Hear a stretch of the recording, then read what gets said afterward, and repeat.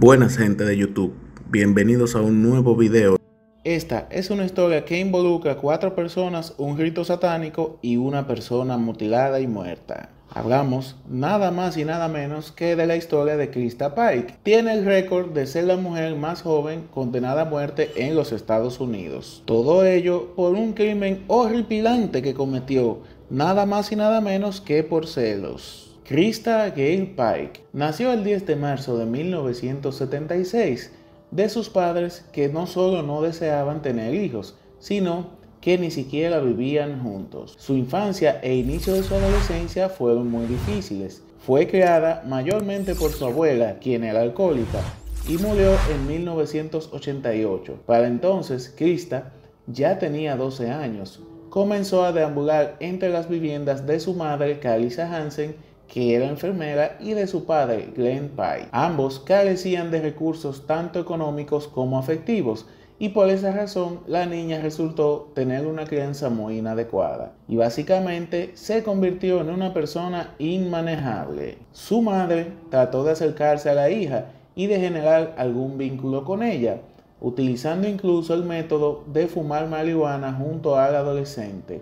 Pero esto no funcionó. Krista además se llevaba mal con el novio de su madre. Se mudó con su padre, que tenía una nueva pareja y una hija, pero no le fue mucho mejor. Él la echó de la casa en reiteradas ocasiones por ser, según afirmó, desobediente, deshonesta y manipuladora. Finalmente, un hecho de abuso sexual de Krista hacia su media hermana de 2 años fue la gota que rebalsó el vaso para siempre y el pasaporte a su desalojo definitivo. Krista era una niña infernal, según todos quienes la rodeaban. Lo cierto es que, según dijeron los propios padres, desde los 8 años les resultó incorregible e ingobernable. A los 9 años ya cultivaba marihuana en el jardín, y a los 14 se largó para irse a vivir con un novio. Krista abandonó la secundaria en 1995 y dejó el estado de Carolina del Norte para acogerse, por consejo de su madre, a un programa de ayuda del gobierno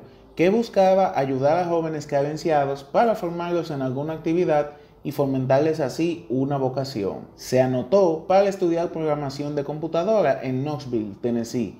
Los estudiantes, llegados de diferentes partes de los Estados Unidos, vivían allí en dormitorios en un sistema muy parecido a un campus universitario. Parecía haber encontrado un nuevo hogar y un nuevo rumbo. Todo marchaba relativamente bien hasta que Krista, dentro de ese campus, conoció a un joven llamado Tadario Shipp, de 17 años, y de inmediato ambos sintonizaron mutuamente. Es preciso destacar que ambos venían de hogares problemáticos y juntos comenzaron a practicar el ocultismo y la adoración al diablo. En mi país se diría se juntaron dos. Y dicen que el diablo, cuando se le convoca, siempre mete su malvada cola. Krista comenzó a manifestar su paranoia y decía que otra estudiante llamada Colleen Ann Slammer, de 19 años, quien era una chica de Florida que también estudiaba en el mismo recinto, estaba tratando de seducir a su novio. Colleen tenía unos ojos bellos claros, una melena muy bonita y muchísimas pecas.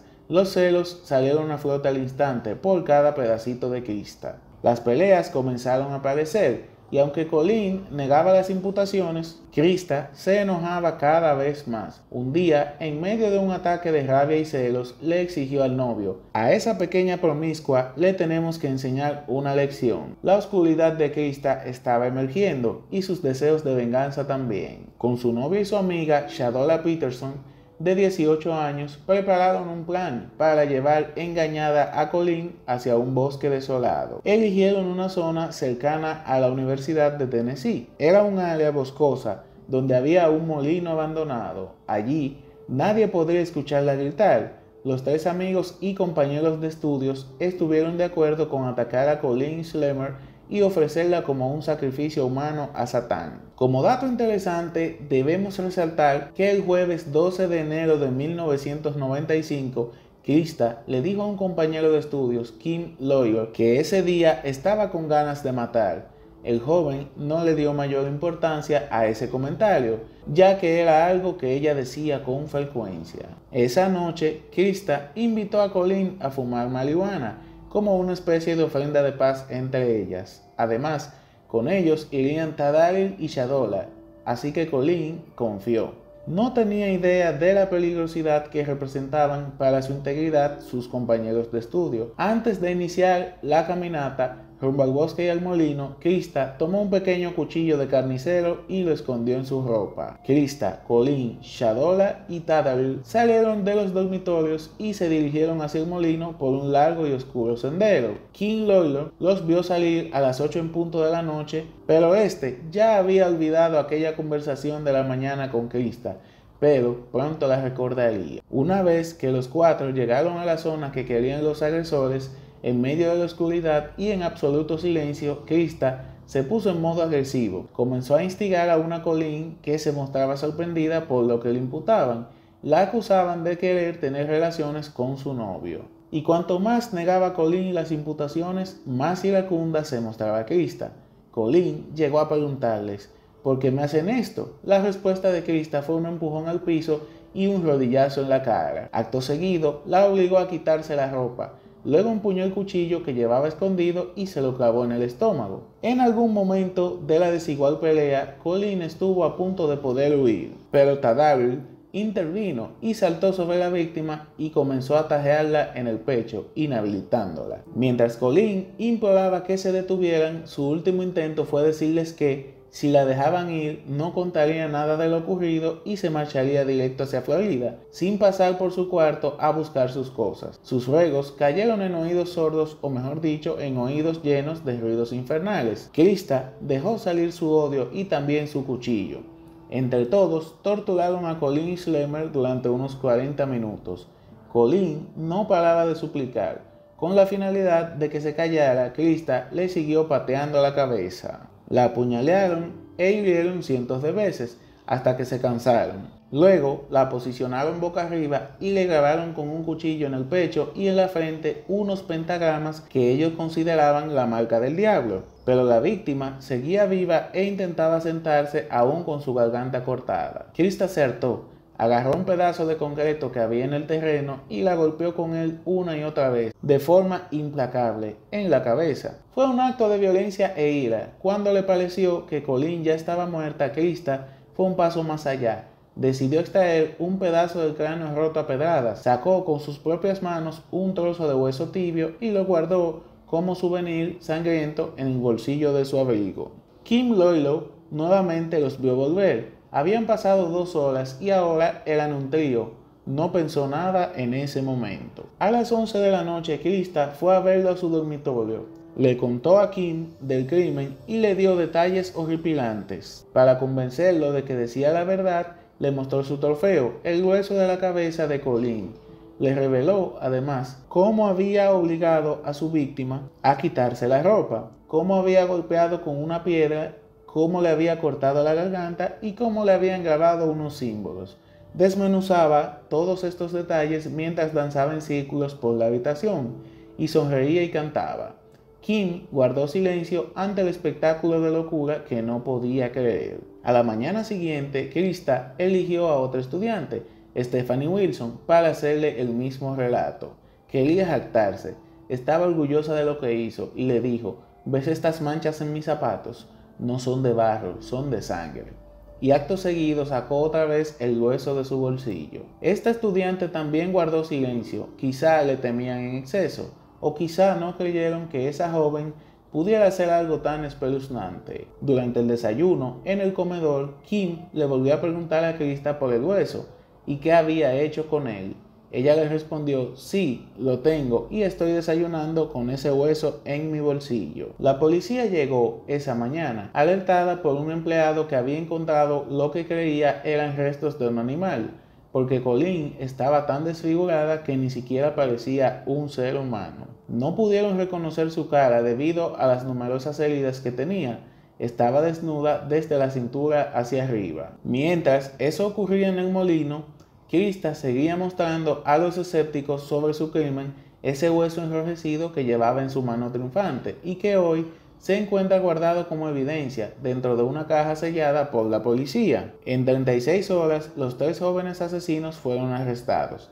En el cuarto de Tadalil Ship, encontraron una Biblia satánica y un altar. En la chaqueta de Krista Pike, el hueso de la cabeza de Colleen Schlemmer. La cínica explicación de Krista fue que solo había querido asustarla y que luego la cosa se le había ido de las manos. Vaya qué pequeño error. Dios mío. Colleen Schlemmer fue asesinada antes de haber cumplido 20 años. Su madre, May Martínez, sigue peleando por recuperar ese trozo de cráneo de su hija, que aún está guardado como evidencia porque el caso estará abierto hasta que se ejecute la pena y terminen las apelaciones de los acusados. Todavía, 25 años después, no ha podido enterrar los restos de su hija. May le dijo a la prensa que Krista Pike quería un sacrificio humano y que su hija fuera elegida. Creo que deberían sacarle un molde al hueso, pero dármelo para yo poder enterrarla. Hasta tanto, en su casa de Florida, May guarda una urna con los restos parciales cremados de Colleen. Solo pretende un entierro digno y apropiado para su amada hija. Krista Pike fue detenida el 14 de enero de 1995 y su juicio empezó el 22 de marzo de 1996. Había evidencias de sobra. En su dormitorio encontraron sus jeans ahogados de sangre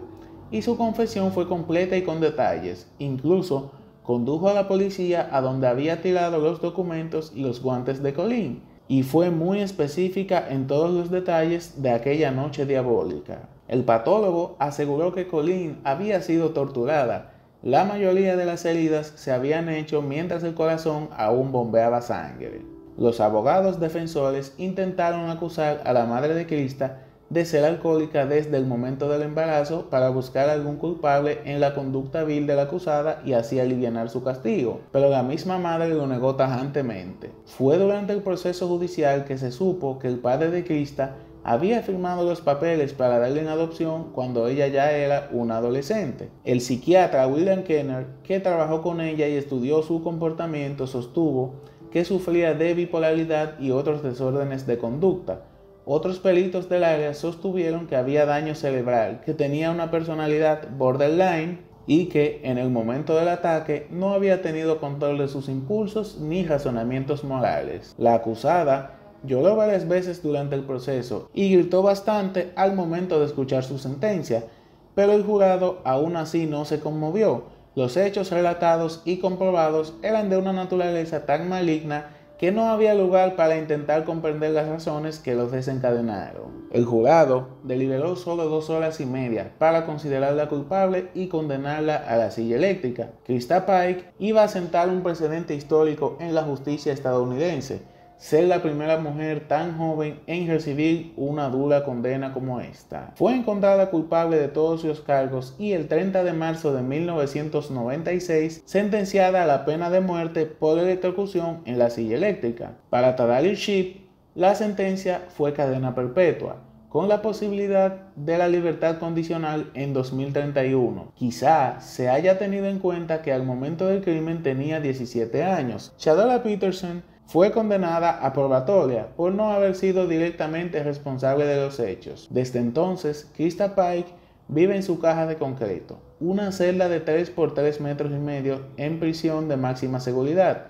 en Nashville, Tennessee.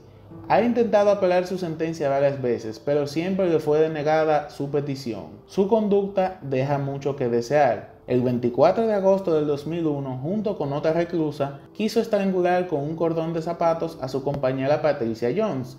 Recibió otra condena judicial. En marzo del 2012 intentó fugarse de la cárcel, con ayuda de 2 cómplices, el guardia Justin Helfing y Donald Coote, un personal trainer que había empezado a codearse con Krista un año atrás. La pareja le pagaría a Helfing para que copiara una llave maestra.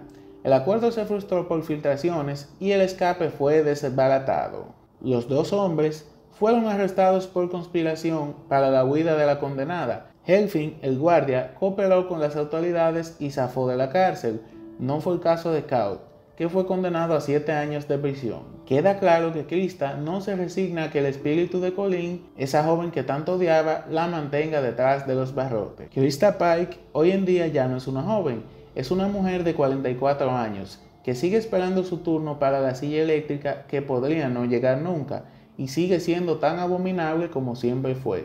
Definitivamente es un demonio. Vaya historia tan horrible, no entenderé cómo hay personas que pueden cometer este tipo de hechos sin inmutarse. Si te ha gustado este video, por favor déjame tu like, compártelo con tus amigos y suscríbete a este canal. Muchas gracias por tu atención.